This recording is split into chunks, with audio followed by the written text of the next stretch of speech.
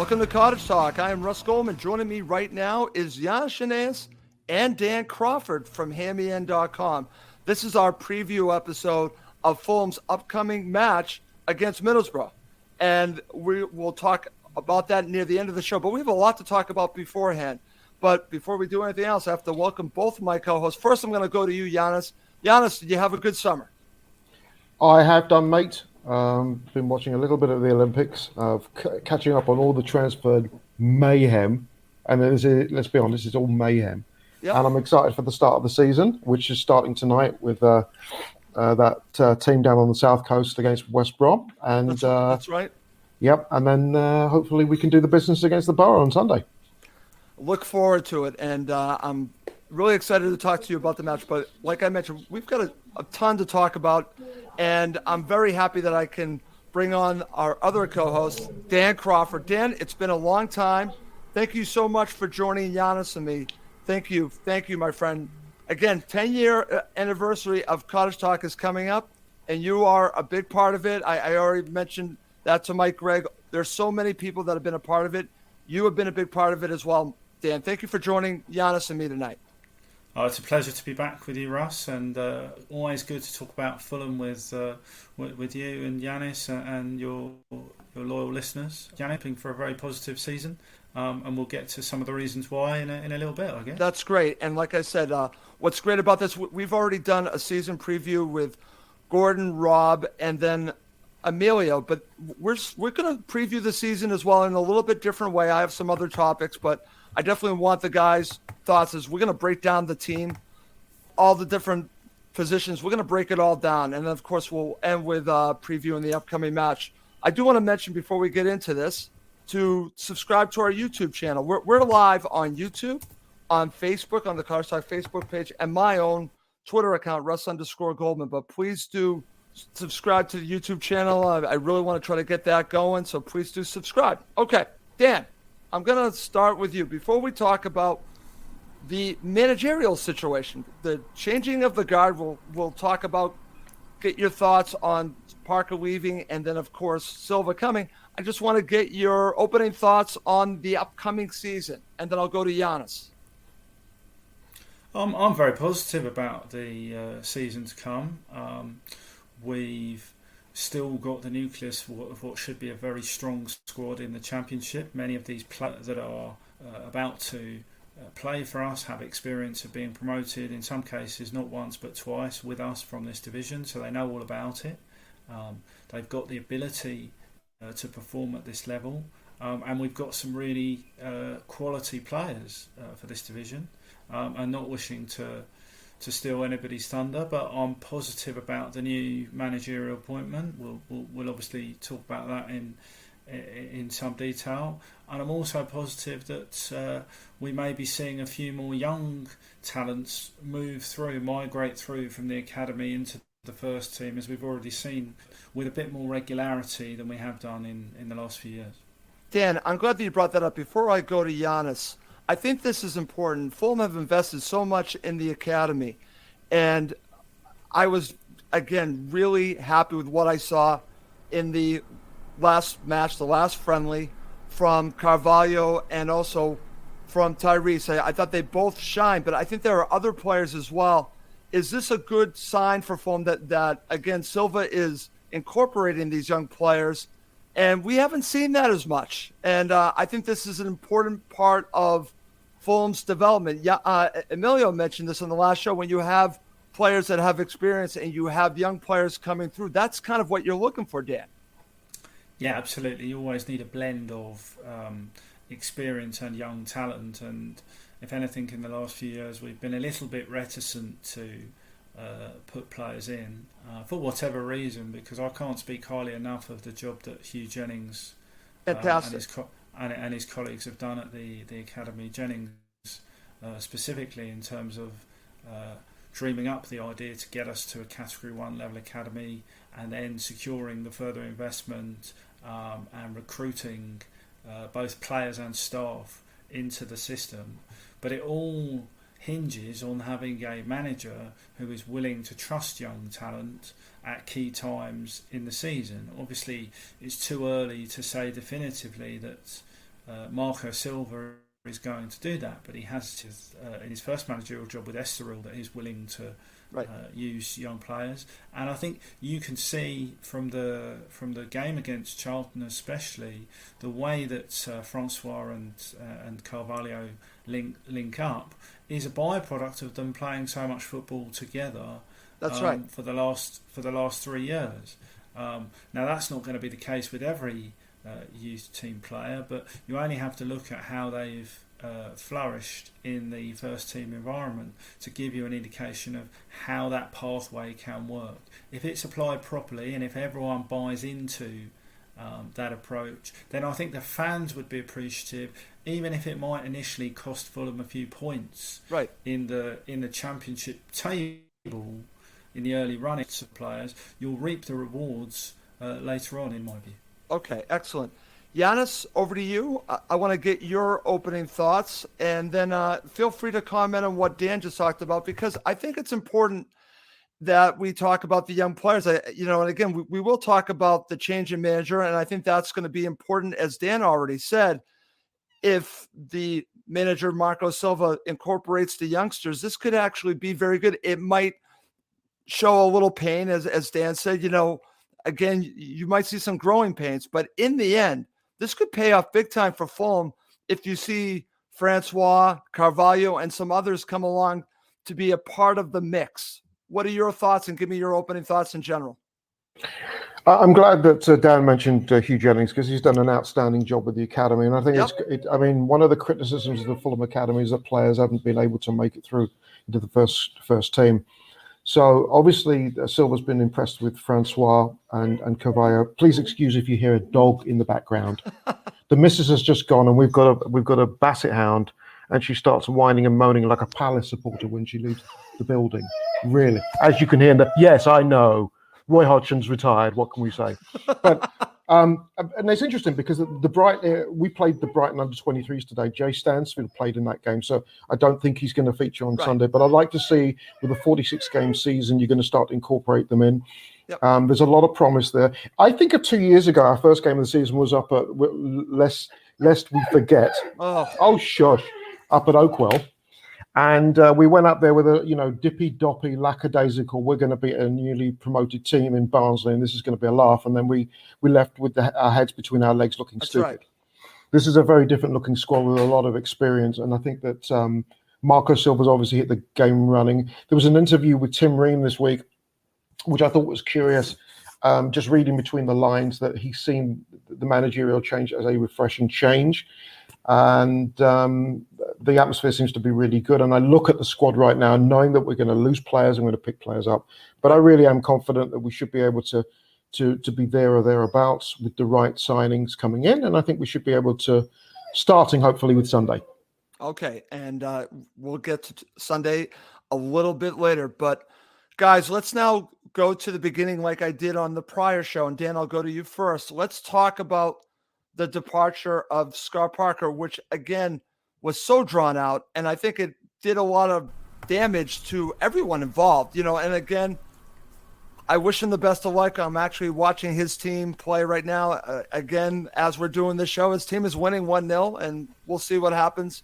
But I don't like the way that things ended with Parker, and I was ready to move on from him. That's just me personally. But what were your thoughts of the ending stages of Scott Parker with Fulham? Look, I think a lot of people were ready to move on from Scott Parker long before he instigated his. There's, clearly questions had to be asked about why we slipped from what looked like a very good position to get out of trouble, having engineered 2 wins on Merseyside, to not putting in anything approaching that level of performance for the remainder of the season. I speak as a fan first and foremost, Russ, and it wasn't very enjoyable to watch the way Scott Parker set us up. I understand why he felt he had to really have a plan B to deal with the different eventualities and the different tactics that Premier League sides throw at you. And I found his football quite sterile. I mean, never before has a Fulham team only scored 9 goals at home in a professional season, and I don't want to delve too deeply into it, but Alexander Mitrovic started 13 league games, and to me, you're almost writing the case for right there, frankly, because nobody can tell me that Ivan Cavallero is a Premier League centre forward, or indeed a better option as a centre forward than Alexander Mitrovic. So, look, it was very unedifying, I think, how it came to a head. But I think Fulham have got an upgrade on Scott Parker. I agree. And I think actually what's instructive about this are there are 2 games in December where former Fulham managers will come back to, and I think you can very easily judge and you'll be able to predict right now which one is going to get a rapturous reception and which one isn't. And that tells you everything you need to know. Okay, excellent stuff. And we'll talk about Silva in just a second, but over to you, Yannis. I want to get your thoughts. And again, you're always behind Scott Parker, but I just want to share this with you that Rob Wilson was as well. But he didn't like how things ended with Scott. He didn't like the way how Scott handled the situation. What do you make of all of this? And then we'll talk about Marco Silva. Again, it didn't end well. And as Dan was talking about, and again, I'm just speaking for myself. I'm not speaking for anyone else. I was ready to move on for a more exciting brand of football, but I also want winning football. We'll see if we get that from Silva. But just your thoughts on the whole Parker drama. It was awful, wasn't it, really? I mean, there were no winners. I mean, everybody looked like they had egg on their face. Scotty with this shall I, shan't I, will I, won't I nonsense. Absence of any comments from Tony Khan because he was busy on his AEW Dynamite. Shahid Khan saying even less, obviously. And it made us look like a second-class club. And it looked really poor in the media. I mean, I can understand us laughing at clubs like Derby County. Rooney said this morning, 100 million spent on Grealish and I haven't got 100 quid to spend on players here.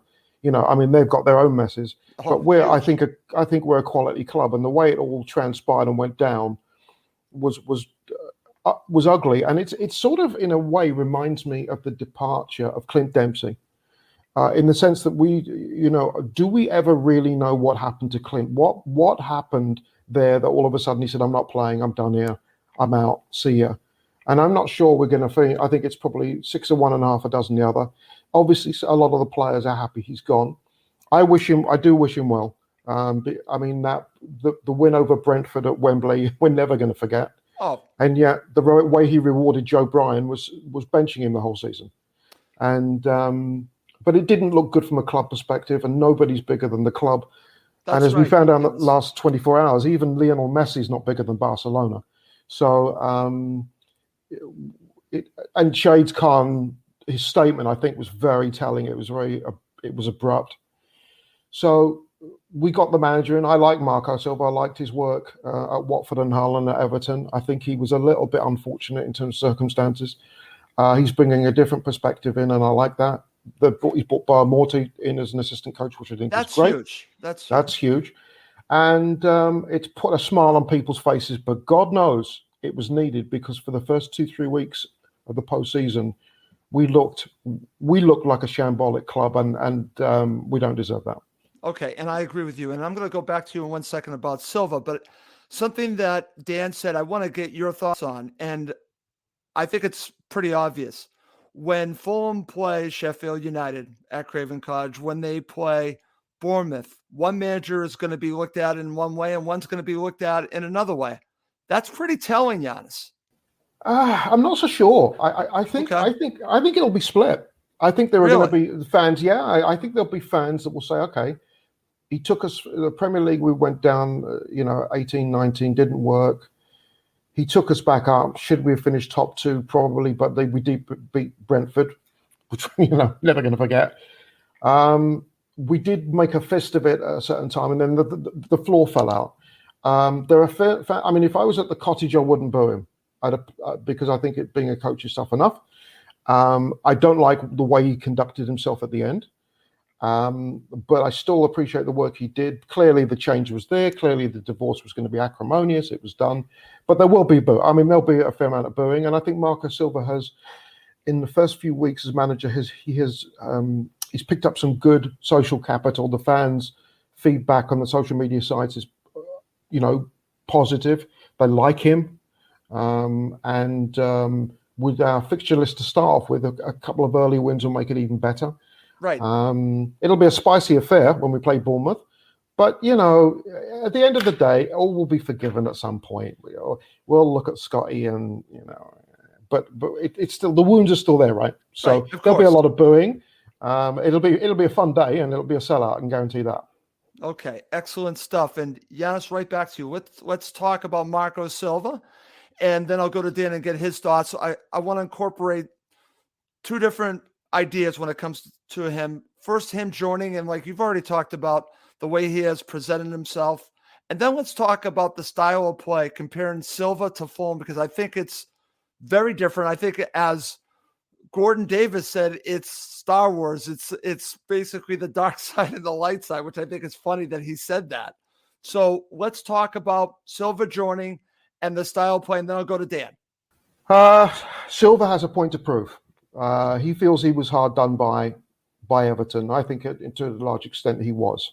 And there's nothing better than having a motivated coach that needs to prove a point, to basically stick the middle finger up at all his critics. And that's why I question the Scott Parker move, because to all intents and purposes, he's gone to a smaller club, smaller stadium, right, smaller fan base. It's a lateral move inside the division. It makes me wonder why he didn't sit out. Maybe if all these critics were saying how good a manager he was, would he wait for the first shoe to drop in the Premier League? And that shoes will drop. But Silva is young and he's motivated, and he's coached at the highest level. And I think what helps is he's coming in with a group of professionals who are going to love a fresh voice. And they've been there, done that via the playoffs. They've been there, done that, going to Wembley with an empty stadium, with a full stadium. He has the fans backing, he has the ownership backing. Yep. And it sounds like, in terms of the signing, especially with this Rodrigo Munoz situation and the signing of Harry Wilson, it looks like we're going to get the financial backing with his voice to make a difference. So it's positive all round. Of course, that could all explode on Sunday afternoon. Okay. Dan, over to you.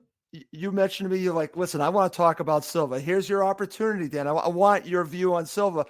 But I also want to concentrate on this part of it, the differences of the style of play. Now, again, I've only watched one friendly match. I could see a difference, but I've seen other fans that say they see the same style of play. I didn't see that.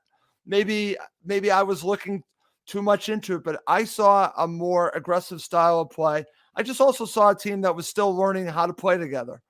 I want to get your thoughts on Marco Silva and the style of play difference between the way we think he's going to play compared to Parker Ball.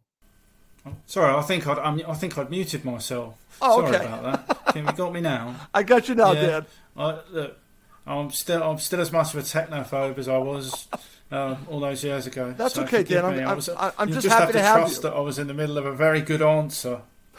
You just have to trust our excellence. Diets, assessments of everything. What I was saying was, I think Silva is a very good appointment. He's somebody who I wouldn't have thought would be persuaded to take a championship job at this point in his career. It alludes to what Yannis was saying about feeling that he has a point to prove in English football. There's definitely that at play, but more than that, to take your point directly about what the difference is, and he clearly wants to play a more offensive, attractive, adventurous form of football. Now, it'll take some time for all of those ideas to percolate through. You can see that already in his own reaction to the games that have been played and the players' reactions.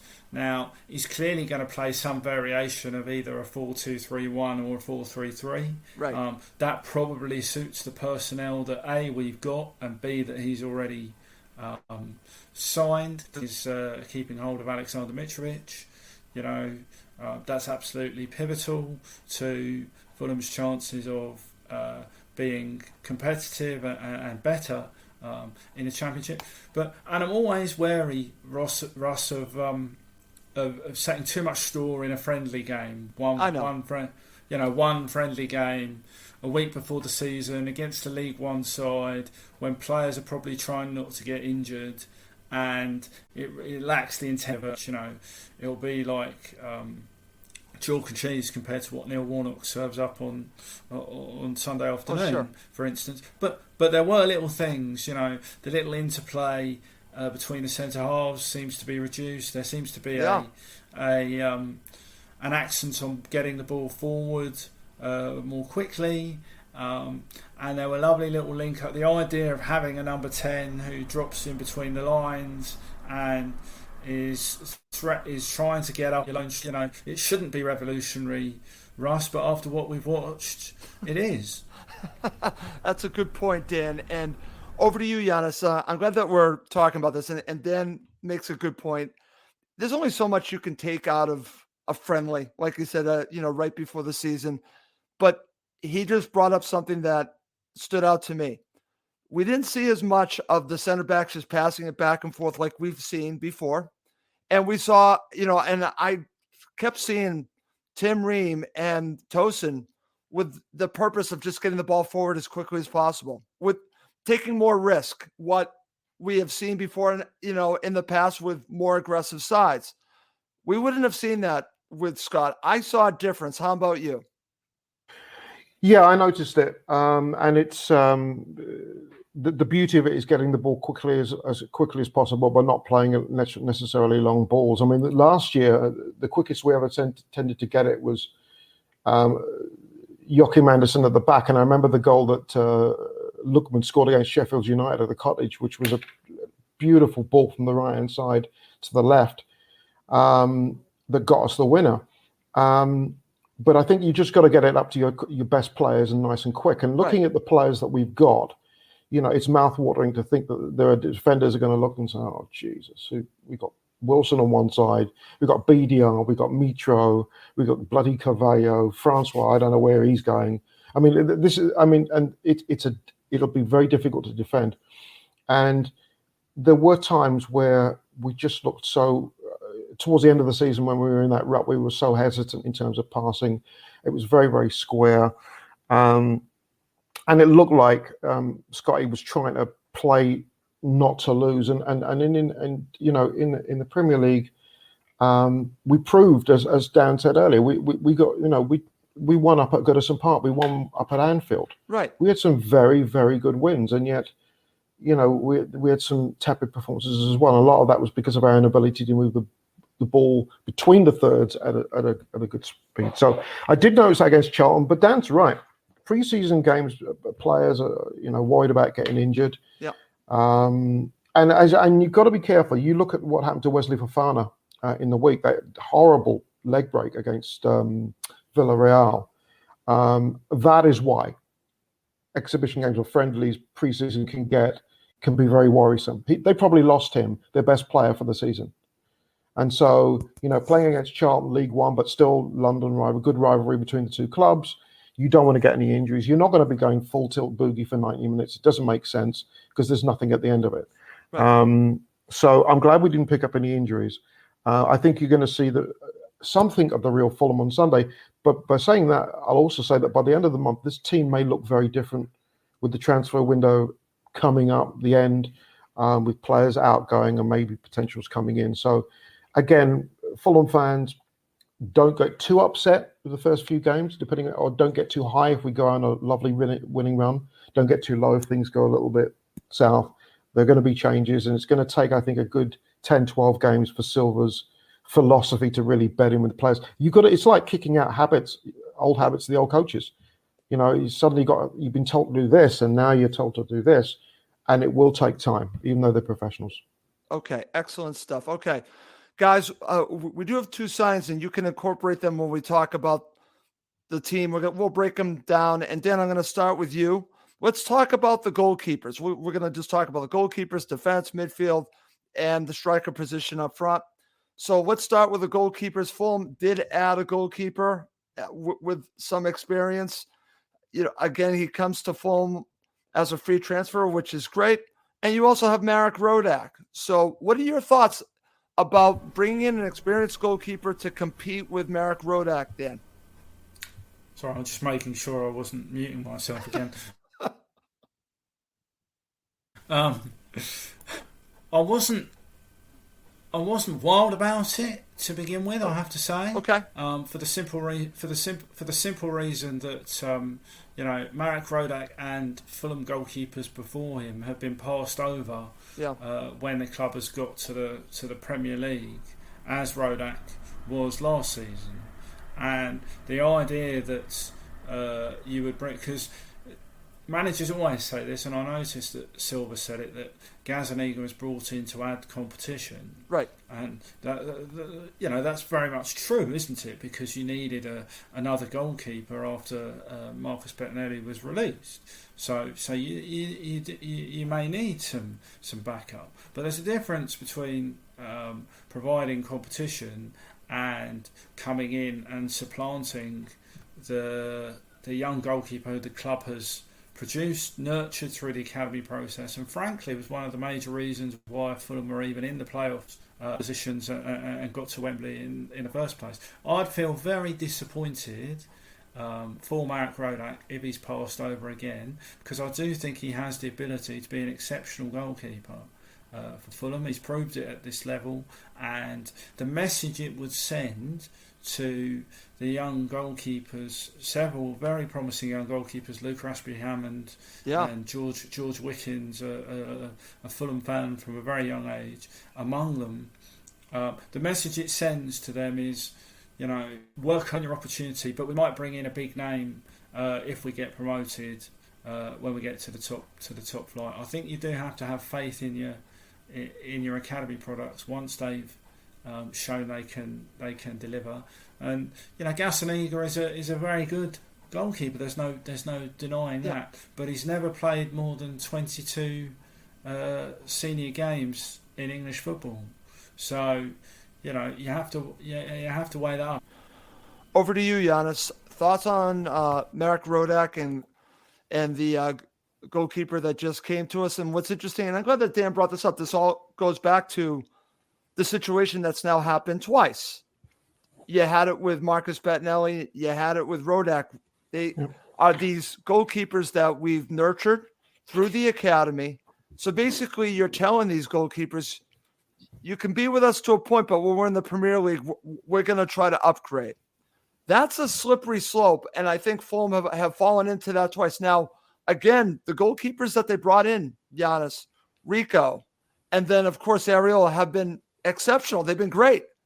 But to Dan's point, at some point, you got to show a little bit more faith in the academy goalkeepers, that there's this pathway, that you can be in the Premier League. So what are your thoughts about that? That's a great point by Dan. It's a tricky one, because the problem with football is you've got the fluidity of changes of managers. So, when Areola came in, I don't think we realised how good he was. And then we realised how bloody good he was. And, and it was tough for Rodak. I'm a big thing on loyalty, and I hope that Rodak starts on Sunday. But Gazzaniga is a good keeper and by right. And if it's going to provide competition, it's going to be good. I think the beauty of the situation for Sunday is that Silva has a clean slate. So I don't think he's going to be swayed by the reputation. I don't think he's going to be swayed by sentiment. I think he will go for the team and the players that he thinks are good enough to start. I know that Rhodey picked up a knock, and that's why he didn't play against Charlton. I think it's 50-50 who starts on Sunday. If I was going to commit, I think Rodak will start, but I would not be surprised if Gazzaniga starts. I agree with Dan. I think it would be a little bit unfair. Yeah, I agree with Dan on this. But the business of football isn't fair anyway, and it just isn't. Sometimes we question, why things happen for a reason. With players that and I'm going to give you a good example for me is Joe Bryan. Joe Bryan, I think, is a very solid, dependable left back who makes great runs up, and he's obviously a good teammate and an interesting character too, and was the hero at Wembley. And yet Robinson was brought in. No disrespect, I got a huge amount of time for Robinson, but then Bryan was parked on the bench. And, Joe and then he got some game time towards the end of last season and played well. So then the question is, well, why didn't you pick someone who's been part of, your squad for 3 years, who's done well, that took you to the promised land, but then you sort of dump him from someone from Wigan who did well in US international, don't get me wrong. Should there be something for loyalty? And you look at the number of players that were benched at the start of last year when we bought all our loanees, that you cannot discount. So I think for just to keep the peace, it would be I think it would be a good idea to play Rodak. But I think Gazaniga's going to be knocking on the door because he's a good goalkeeper. And hey, if we've got two good goalkeepers fighting amongst themselves, it should be like no other position. We should have strength in depth as well as strength in breadth. So I think if they're fighting each other to get the spot, it makes us a better squad overall. Okay. I just had my friend Chris just put this out. Does Rodak having the number 1 shirt work in his favor, Yannis? No, no, I don't think so. I don't think Silva plays to sentiment. I think that Silva will make the decisions. I don't think he will. I think he's got his style. I think that Luis Bowen-Morte is going to be a big part of that. I think that it's great that we bring in someone who's been a huge part of our recent history. And that's why, when Roy Hodgson came in, I was delighted that he brought Louis in. Because Louis had been a manager, Louis had been a player, Louis had been a captain. He knew the club backwards. And I think it really helped in terms of creating that culture inside the club. And I think that the move to bring Bowen-Morte is no different. He hasn't had the sort of experience managing that Louis had before he came with Roy. But I do think that he's his right-hand man. And he'll say, well, I read the social media. I know what this club's like. I know what the fans are like. They really like Rhodey. I think to start off with, I think we keep the boat. We settle the boat. Yep. He'll give his advice. Whether Silva goes with it or not is another thing. But I don't think he'll be. Silva's his own man, and he's got a point to prove. So he'll want a keeper that he thinks will do the job on the night. Okay, excellent stuff. Before we move on, I have to share this. If you're not already aware, listen, we are recording this during this match. Parker Ball 1, West Brom 1. I love that. Thank you very much for sharing that. Okay, and Giannis is laughing and Dan is laughing. Yes, Parker Ball 1, West Brom 1 at the half. Okay. Yeah, Giannis, I'm going to go to you. I'm going to let you tackle the defense, and then I'm going to go to the midfield for Dan, just for time's sake, just so we can move it along just a little bit. So I want to get your thoughts on Fulham's defense, which I think is fairly strong. There's a lot of places you can go on this. Again, we just talked about the goalkeepers. You could talk about the center backs. Obviously, talk about the fullbacks as well. On paper, I think it's fairly strong. What are your thoughts? I think on paper we're the best in the division, but there's a couple of things that worry me. There's not been a lot of talk about Kenny Tete, and I just as we get closer to the window, I get a little bit more nervous because clubs might come in with a good bid, and if it's a club that happens to be playing in Europe and gives Tete a chance to start and play in Europe. Cyrus Christie is our backup now. Cyrus played today for the under-23s, so I don't think he's going to be playing on Sunday. But that's the one player that actually, more than anyone, I worry about is losing Tete. I just think that his ability to fly up and down the wings like a gazelle is going to be really helpful in terms of getting crosses in and depending on who he links up with on that right-hand side. On the left-hand side, you've got a straight race between Robertson and Bryan. I think he'll play Robinson Sunday, but I still prefer Bryan. I think there's something about him. There's something quirky about him. Yep. But again, I think if that's a pick 'em. In the middle, Tosin's this is where it gets interesting. Yeah, it gets interesting because you've got Congolo, who we know is the sick note, but he's obviously injured and hopefully comes back soon. Alfie Mawson has done okay in preseason training. How long is he going to last for? We've got obviously Timothy Ream, US captain, didn't get a lot of playing time last year, but man, you need his experience. You've got obviously Tosin Adebayo, who, has been bedded in with a year of really tough Premier League experiences. You've got Maxime Le Marchand, but I think he'll be probably going off to France or Belgium. And we've got my friend Denis Audouard, who I actually hope we keep around because I just think he's a utility player that you can plug into certain defensive positions, even in the Championship. I just think that you could, at a moment's notice emergency, I wouldn't feel so bad about that. Let's not forget, obviously, our friend Mr. Sessegnon as well, and how that's going to look. Marlon Fossey played for the U23s today, They've been trying to get him out on loan. Yeah. Yeah, I don't think he's going to be part of it for this year. But that group right there, I think, is good enough. And for all we know, I know someone made a comment about the doggy and Gary Cahill. I wouldn't take him personally, but there are free agents out there that are looking for teams, and you never know if the brass are looking for an experienced centre back that can come in and help out at some point. Okay, excellent stuff. And I'm just sharing this from Stefan. I would prefer Brian and Robinson. Has you prove himself at Fulham, in my opinion. And then I have Dave Cronin saying Brian scores goals. All right, Dan, back over to you. And if you want to comment on the defense, feel free to. But I want to get your thoughts. I want to pick your brain on the midfield. I talked to Rob Wilson on this, and there's a lot of talent here. But it's very interesting because there could be some parts moving and coming. We've heard the speculation with Matt Grimes potentially coming. Could Matt Grimes be coming partially because maybe someone's leaving? I don't know. The Anguissa situation, I think, is fascinating. I think they could get a lot of money for him, but I think he would run rampant in the midfield for Fulham. But the question is, does he want to be part of Fulham in the championship? That I don't know. And then, of course, you got Harrison Reed, who I love, and the situation with Tom Kearney, because Tom Kearney is – I love Tom Kearney as a player. I'm just concerned about his health at this point. Hopefully he gets back to fitness. And there are other players as well. I think this is a group that's very important, deep, but I think there are a lot of questions here in midfield. What are your thoughts?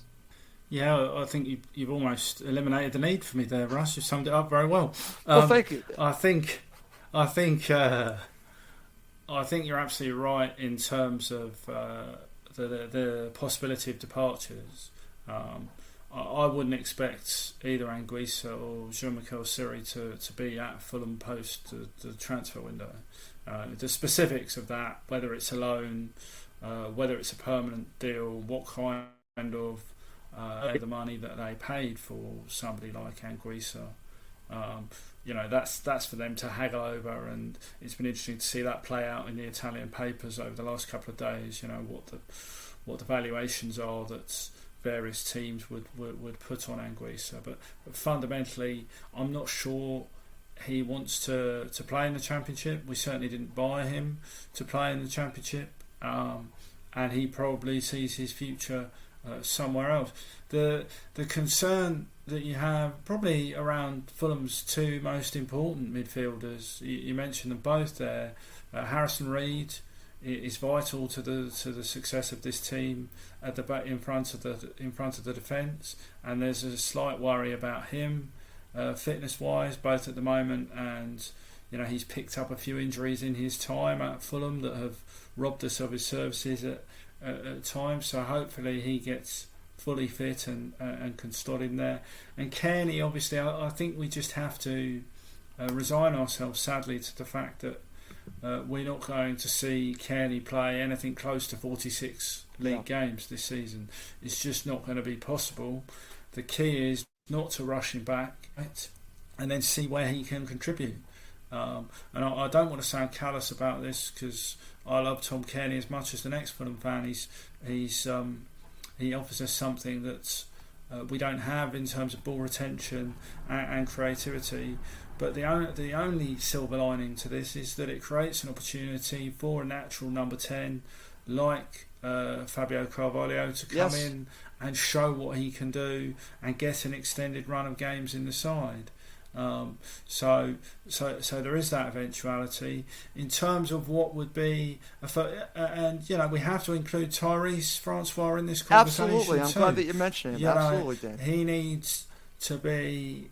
He's been very impressive by all accounts in training. He was excellent in the one friendly that we've all been able to see, and on that basis, he should be in with a strong chance of starting on Sunday, all things being equal, because he's performed at a high level, and he's confident. And his confidence is high. We haven't spoken about Josh Onomar, who last season showed that he can add real quality and dynamism to the final third. The question for him is he going to get the opportunity, and can he stay fit and replicate that form over a long period of time? And I watched a lot of Matt Grimes earlier in his career Yeah. when he was playing at Exeter. A very good footballer who's become one of the most consistent players in the Championship. It's up in the air as to where he goes and whether we can sign him at the moment. I certainly don't have any inside information on that, but it is the sort of profile of footballer that you would need to add, because if we are going to lose Anguissa and Seri, we're suddenly a little central midfield positions. Yeah. And that would be a concern just with the number of games that the team has to play. Absolutely, Dan. A couple of things I want to go back to on Matt Grimes. And again, I'm big on this. And I understand if they can get Matt Grimes, you should get Matt Grimes. But here's my question to you. Definitely want to ask you about Harry Wilson and then, of course, about Grimes. And I asked the question about Harry Wilson. Can he play in the Premier League? Many tell me that he can. Can Matt Grimes play in the Premier League? And I'm just curious your view on that. If they were to bring him in, I understand in the Championship he could be dominant. Can he play at the next level, though? I think it's an open question on both of them. Okay. They've certainly got the potential. I mean, Grimes was a England under-21 international, and he's certainly, the level of performances that he's put in for Swansea and the progression in his career over the last few years shows that he can kick on. I don't want to condemn a signing to just being a Championship player before we've actually, before he's actually signed, and before anyone's seen him right. in the system. So I think that Sure. one's a bit premature. Okay. Harry Wilson definitely has the ability to perform at the highest level. You only have to ask people who've watched him play for Wales and deliver for Wales in some very important qualifying matches to get That's Wales right, yeah. to the latter stages of the European Championships and indeed the Nations League. So, and Wilson's an interesting one because he can play in a couple of positions. That's right. That's why I'm bringing him up. Yep. Sure. We think of him as a right-sided... But he can play the number 10. As a right-sided winger who has a very good left foot, and that is true, but in a 10 position where he had his best performances, arguably, when he's being managed by someone who shan't be mentioned. Also for a team that for Fulham fans, or certainly for Rob Wilson, shan't be mentioned either. But look, I'm very excited about Harry Wilson. I hope to see him start on the right-hand side on Sunday. I'm not sure that's quite going to happen just yet because he hasn't had a lot of football, but I'd like it to happen. And the thing he offers more than anything is, and boy, we need someone who can beat the first man at a corner. I totally agree. That's a great point, Dan. And anyone that has watched him on set pieces, he's been excellent. Yannis, over to you. Let's talk about the strikers. We could also talk about wingers too. We can combine that. But I want to get your thoughts on the situation with Mitro. As Dan mentioned, Mitro did not really get the opportunities that he is accustomed to getting under Parker last season. So will he thrive under Silva? I hope so. But I also want to get your thoughts on the way Silva plays. And there are a couple of other players. I can't believe I'm going to bring up one of them. But could Silva get the most out of Cavallero and Knockhart? So let's talk about Mitro and then, of course, those wingers, because I'm curious your view on where they fit in all this. Well, Mitro won't be exempt from criticism for last year. I mean, I feel sorry for him that he didn't start as many games as he should have done because the service was atrocious and the system didn't seem to set up for him. But he wasn't fit enough. He put on weight. He went on a sulk fest, and he didn't, frankly, look interested. So that's something that I hope he's grown up about, because clearly when he put on a Serbian shirt, he looked like Messi. And so I don't think there's any accident there. In terms of Knockhart and Caballero, I'm just cringing thinking about it. I don't want them anywhere. No, I don't. No. But then I feel the same way about Bubu Kamara as well, although he looks like he might be going off to Aris Salonika, which is good. Yep. I think we need to upgrade. We've got Bobby De Cordova-Reed there. Yeah, I can bring up Bobby De Cordova-Reed too. Yeah, Harry Wilson can be played out wide. Let's not forget Naskins Cabano as well. Yep. We've got, I think if we could, my dream was to think we could pick up an Adam Armstrong. That's not going to happen. He's probably going to go to Palace. But if we could get another winger in, and we still, I think, need depth in terms of Mitra. Now, Rodrigo Munoz is going to be coming in. Yep. Hopefully. Hopefully. The thought is he's like a Richarlison hybrid thing. And Richarlison took time to get going, but I've got no complaints about the way he plays. He's an extremely hard-working player at Everton. And if we're going to pick up someone of his caliber, it's a good thing. But to me, Knockaert, we sent him out on loan to Forest. He did the same stuff last year. The birds in the top of the stands are in more danger than the net. Cavallero is so frustrating. I mean, I think of that goal he scored against Tottenham at White Hart Lane, that header, and it was a fabulous goal. And you thought, well, where's this coming from? But if you're expecting to get promoted with him up front, you're in trouble, because opponents are just going to laugh. He's big and he's strong and he does have some skill, but no, it's not happening. So with the transfer window 3 weeks away, I'm hoping that I actually hope they're both loaned out or sold. Okay. I just don't right now see the value in either or of those players. They've had enough time to shine. We were frustrated with them 2 years ago. We were frustrated with Cav last year. And really, my blood pressure can only go so high. I don't really want to have to stomach any more of them. So, but Stina just put it on the thingy. We need another striker. Yes, we do. Yep. Yes, we do. And I'm sure we're looking at it. I'm sure we're looking at getting another striker. But I wouldn't be trusting Noki and Cav, that's for sure.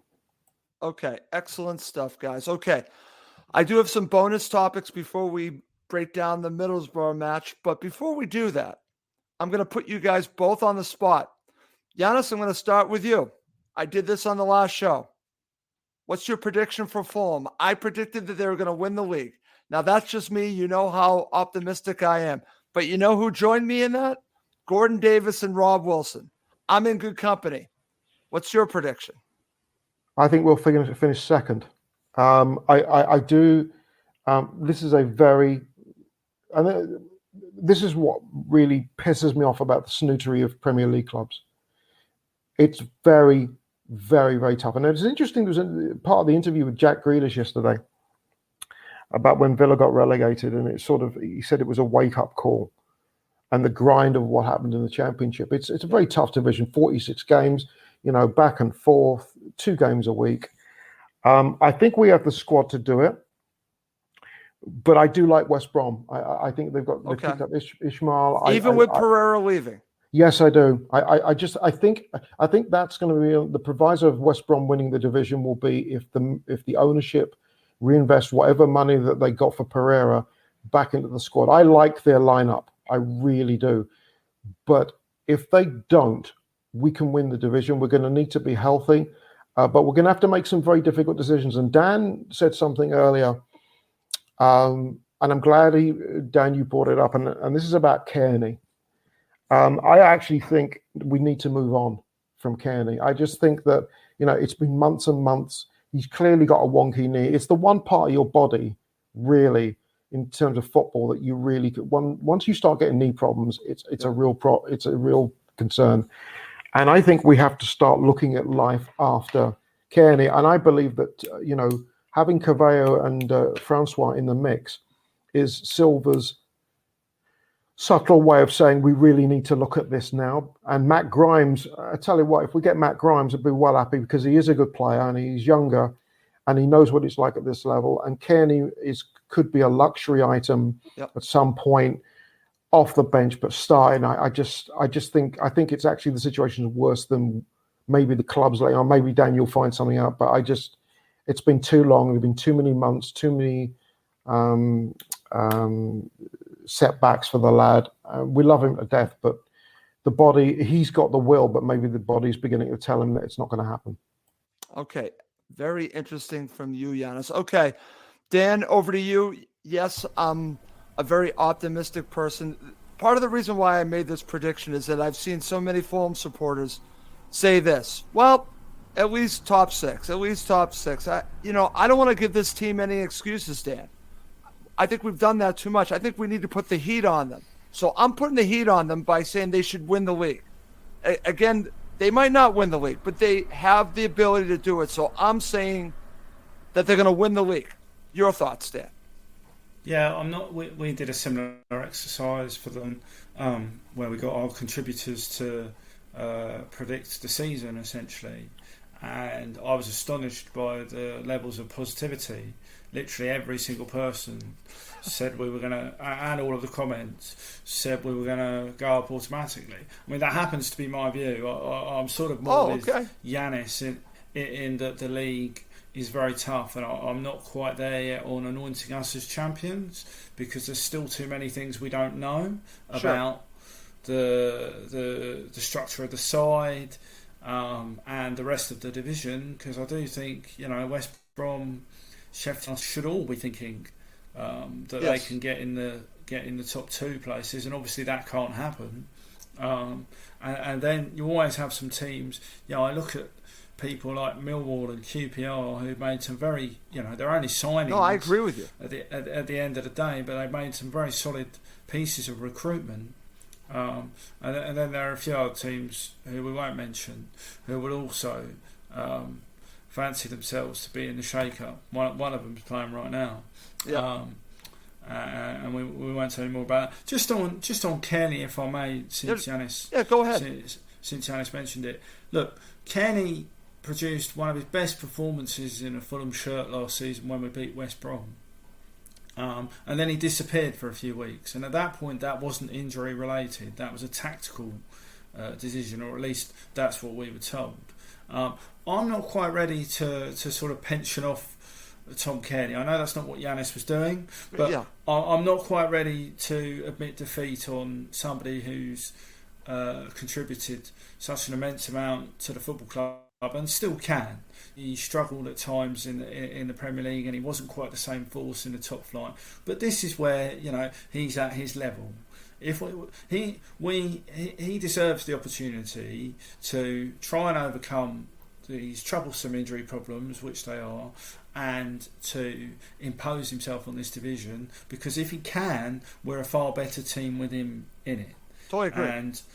And that's why we're not quite. I'm not quite ready to close the book on Tom Cairney. But if his immediate absence allows people to stake a claim, then that can only be good for the general health of the squad and our season. Yeah. Okay, Dan, what's your prediction? I said we were going to finish second. Is what? Okay. That's right. That's right. You said you were going with Yannis. You were going with Yannis. That was my prediction that I've written down, so I can't lose out of it now. Great. And that's a golden for not picking that up, Dan. Very good. Okay. Coming up next, we are going to break down the Middlesbrough match and make our predictions. Okay, guys, to finish up the show, I was actually going to give us some bonus topics. Just for time's sake, I'm probably going to have to do that in another show. And I'm just going to tell everyone that I do plan on talking about this in a future episode, dealing with the international streaming costs and ticket prices in general. We will spend more time. It takes a decent amount of time to talk about that. So I just don't think we have enough time to really fully do it the way that we really should, and really spend some time talking about ticket prices in general, and then also the international streaming prices went way up. We'll talk about that in a future show. But let's get to Middlesbrough. And Dan, I'm going to start with you. Just give me your overall thoughts on Middlesbrough. We'll talk about Neil Warnock in just a second. But just your thoughts on what they bring. And they have a lot of experience. They didn't end badly last season, and any team under Warnock, we'll talk about him in a second, is dangerous. So just thoughts in general of Middlesbrough, and then I'll go to Yannis.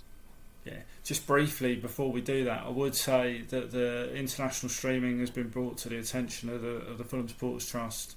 Who will raise it with the club in their ongoing dialogue, and we have We have a dialogue over ticket pricing as well, so that's very much a live issue. And if supporters want to get in touch with the Supporters Trust with their with their comments about that, they'd be very welcome to. And thank you, Dan, for mentioning that. I certainly want to make sure that we're not diminishing that in any way, because it's important. Yes. Middlesbrough, then, very quickly. Yeah, a very tough test, frankly. They did Absolutely. They did finish the season very well. You know what you're going to get. They're going to be competitive. They have some very useful technicians in midfield as well, who we can't discount. Just on the basis that Warnock's going to have them fired up, and the sort of the easy line is that they're going to try and kick lumps out of us. They'll be a bit more refined than that, certainly. And he's been playing a 5-3-2 in pre-season, so he's sort of ventured away from the 4-2-3-1 that he finished last season with. And Duncan Watmore up top is somebody who we need to keep an eye on. Look. It's always difficult in the early stages of a new season. We've seen it in the Championship. I don't remember the last time a Fulham side flew out of the blocks in the Championship. You probably have to go back to the Jean Tigana team for something approaching that level of start, and I don't think we're quite at that level at the moment. Right. So we probably need to temper a bit of the optimism and focus just on the fact that this is a solid, robust side who are going to cause us some problems, and we're going to have to be at our very best and play some very good football to beat them.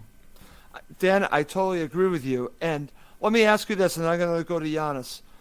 In many ways, people might think this is the wrong team for Fulham to open up with.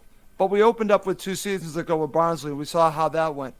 Could this potentially be the right team for them to play, because it is going to be such a test? I'm curious your view on it, because there are a couple different ways you can go. Well, you don't want to be facing them now, or do you want to be facing them now?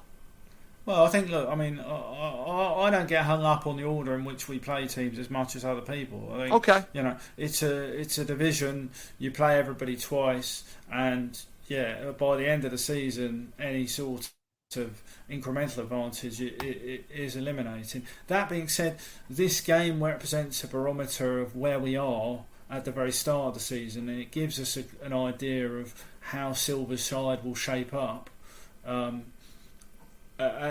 a very early stage. It's a good test for us to see where our level is. Exactly. That I do believe. Yes. That's kind of where I was going on it. But Warnock will have his team right up for it, and you better believe he'll be pinning up the various newspaper cuttings from this week that have Fulham predicted to win the league.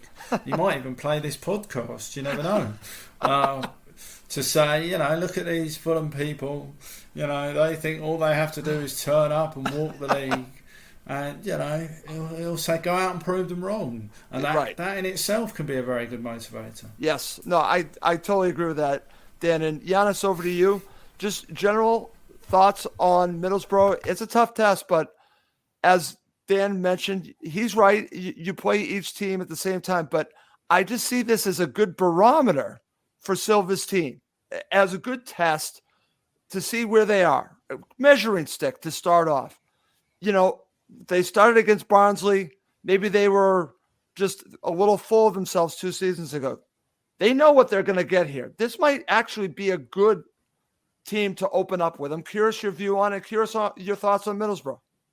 I think it's the perfect game. Absolutely perfect game. I mean, there are a few managers you're going to have more respect for in this division than Neil Warnock. He's been there. He's done that. In terms, I think it's 8 or 9 promotions from the Championship. You're always going to get a very, very hard-working team. You're going to get rabid fans. I mean, Middlesbrough sold out their away ticket, a lot of it in like 4 seconds, and probably could have sold 10 times more as well.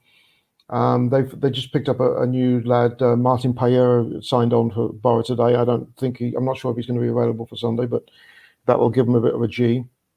They've picked up players like Lumley and Peltier, Crooks, good experience there. Ikpeazu, I assume, is going to start on Sunday. They picked him up from Wycombe Wanderers. Big, strong striker. He's going to give us a few problems. Sammy Amiobi is out for the game on Sunday. Which is a little bit of a relief. But they're a very, very hard-working side, and it's going to be a very good atmosphere. And it's not a game where we can do what lollygag like we did up at Oakwell. They're going to come down. They're going to be noisy. They're going to be in your face. The Rodrigo Munoz situation, I think, he might even play a little small part too. The back and forth, and Warnock can say, look at Moneybags, Fulham, they go out and buy another player. Yep. Boom, boom, boom. I think it's going to be a physical game. And I've been sort of tweaking in my mind the sort of lineup that I think we can put out against a team that are going to come boots flying. And I'm sure Silva and Barmort are going to have to try and get this right, because this is going to be a tough game. Yep. And I think it's probably for that reason the perfect game, because we're not going to go out and thump a team and go, oh, look at us, and then go up to Leeds Road next week. Yep. And then play. I think we've got Millwall after that, and they won't be easy games. So I think it's a good test to start. I totally agree. And Dan, back over to you. Let's now talk about Neil Warnock. And I actually had a little question on the Cottage Talk Twitter page: which manager who coaches against Fulham over the past 5 seasons annoys you the most? It's Neil Warnock for me. But you know what? I respect Neil Warnock. I just don't like his antics, the way he holds himself. His teams are all prepared. I'll give him all the credit in the world, but he's annoying he's so annoying, Dan. Your thoughts on Neil Warnock? Am I wrong? Dan, I think you put yourself on mute again. I did, yeah. So I've got to get back in the habit of doing this. There you are. Some entertainment for you. I can see where you're coming from with Neil Warnock. I have to say, what the endearing part of Neil Warnock this summer for me is the revelation that he carries around these signed photographs of himself that he can distribute to supporters. You're looking at me perplexed. You haven't seen this. It's all over the social media that he carries around these pictures in a sort of bum bag or something, and pulls them out to give to people.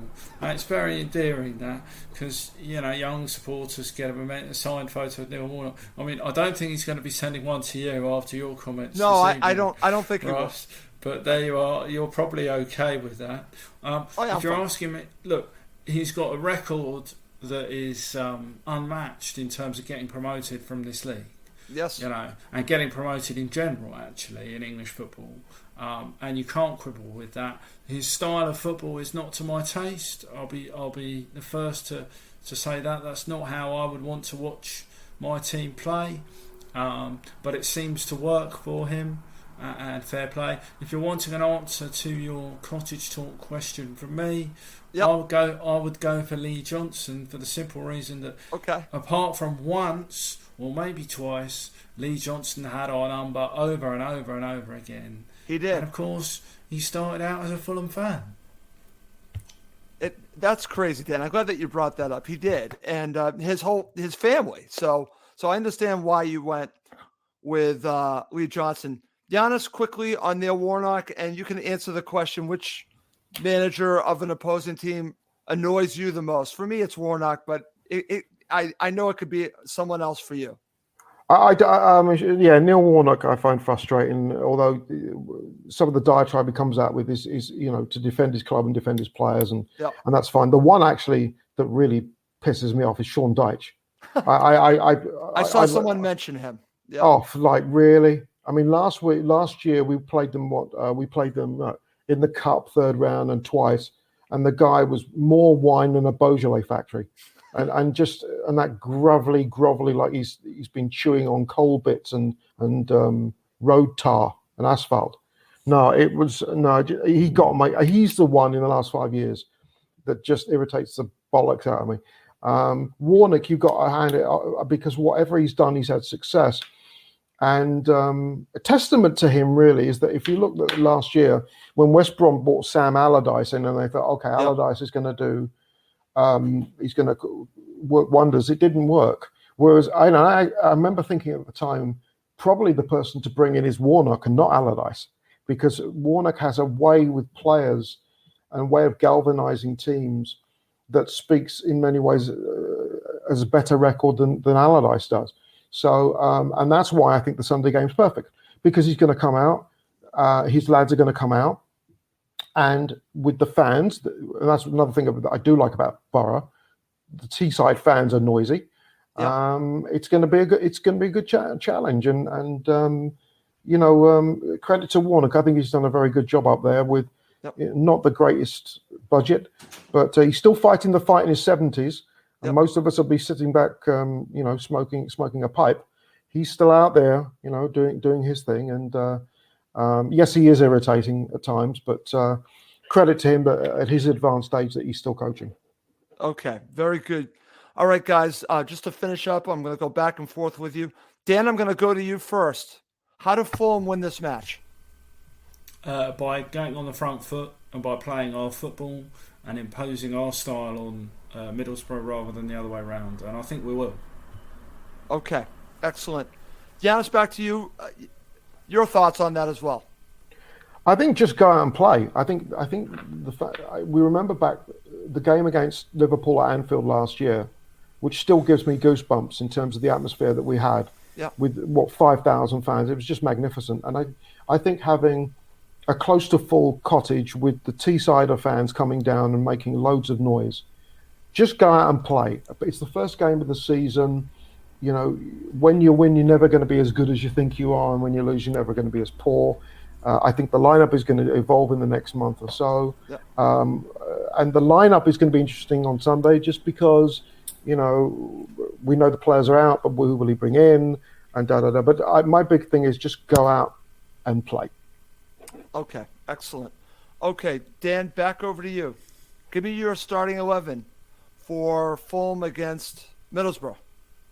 Oh, blimey, you put me on the spot here. Oh, sorry, Dan. Do you want me to go to Yannis? No, it's fine. It's fine. Okay. So I would start with Rodak in goal, Tete, Brian, Ream, and Tosin Adarabioyo, and then in midfield, I would. Well, it's obviously dependent on Reed being fit, but if he was fit, I'd go with Reed and Francois and Carvalho as the number 10, and then Wilson on the right, Decordova-Reid on the left, and Mitrovic up front. Mitro up front.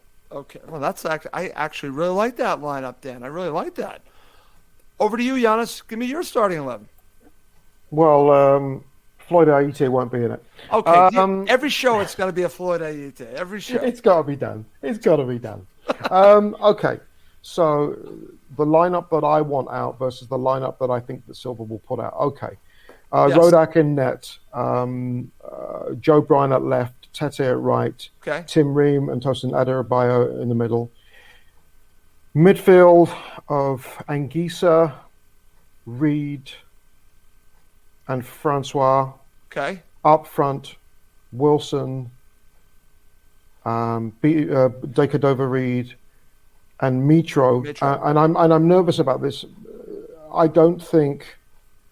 And I don't have Carvalho in there, and I'm still hesitant on this. Yeah, I was actually surprised you did not put Carvalho in there.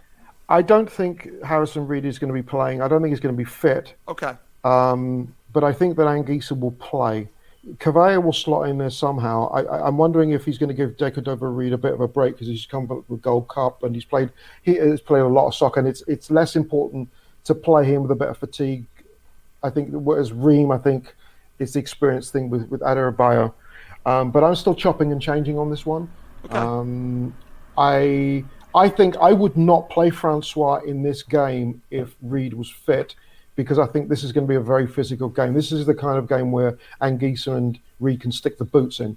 Okay. But again, the flip side is this is a good game for him because you'll get to see the meat and potatoes of the championship. There are teams, Cardiff City, right off the bat, are going to be very similar in terms of the way they approach the game. So I'm sounding like a fish flopping. I'm not really sure, but I do know Mitro is going to go up front, and I believe Mitro will score on Sunday. Okay. All right. That's going to lead to us all predicting the match.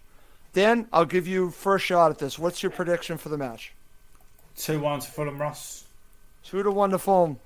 I'm going to go with Dan. I can't go wrong going with Dan. I'm going 2-1 to Fulham.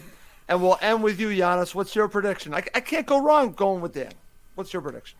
It's going to be Operation Hotel. We're going to keep a clean sheet. Really? And I think I really Tosin will be a monster this year because of his experience in the Premier League. I love the fullbacks, whoever you put in there, and Ream. I think Ream is such a sensible defender. You don't need speed. You need to be able to read the game. He does it well. To me, it's going to be 1-0 Fulham. Okay, excellent. Great show, guys. Yannis, it's always great having you on. So good starting another season. We're back. With you. I've got the t-shirt. Forget the bottom bit. That doesn't exist. But we're back. We're back. Okay.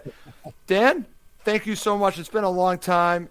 So much. Thank you for joining us. I do want to mention, as Dan mentioned during the show, check out Fulham Supporters Trust. We will be talking about the ticket situation, but if you have a thought on that, contact the Supporters Trust. They're there to support you, the Fulham supporter.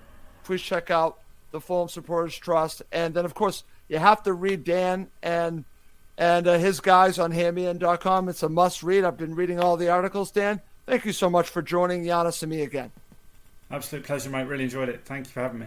Okay, excellent. Well, we are going to wrap up the show. I do want to mention we are planning a full-time show, which could be an extra special full-time show after the Middlesbrough match. I'm not going to share anything else. We're going to try something interesting for full-time. We'll see if we can pull that off. But let's wrap this up. For Dan Crawford from Hammyend.com, I'm Russ Coleman. Thank you as always for watching and listening to Cottage Talk.